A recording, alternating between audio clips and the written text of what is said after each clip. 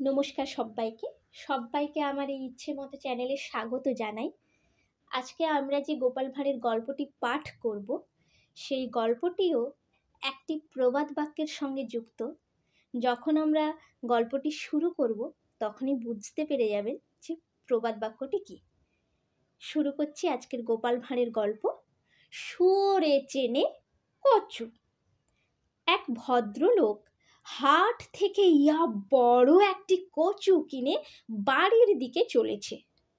হাটের চত্বর তখনও পেরোননি, ঠিক তখনই দেখলেন গোপাল আর তার এক অভিন্ন হৃদয় বন্ধু হাটে ঘোরাফেরা করছে।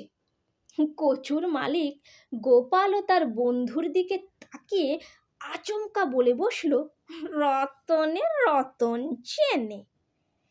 গোপাল তার বন্ধুর সঙ্গে গল্পে মত্তপ্রায় হলেও তিনি ঠিকই বুঝলেন কথাটি তাদেরকে দেখেই বলা হয়েছে। সে কচুর মালিকটির কথার জবাব দিতে গিয়ে বলে উঠল, খুবই সত্য বটে, রতনে রতন চেনে, কিন্তু শুয়োরে চেনে কচু। নমস্কার, গল্পটি এই পর্যন্তই। আশা করি গল্পটি ভালো লেগেছে। যদি গল্পটি বা আমার চ্যানেলের গল্পগুলি ভালো লেগে থাকে তাহলে অবশ্যই চ্যানেলটিকে শেয়ার এবং সাবস্ক্রাইব করুন।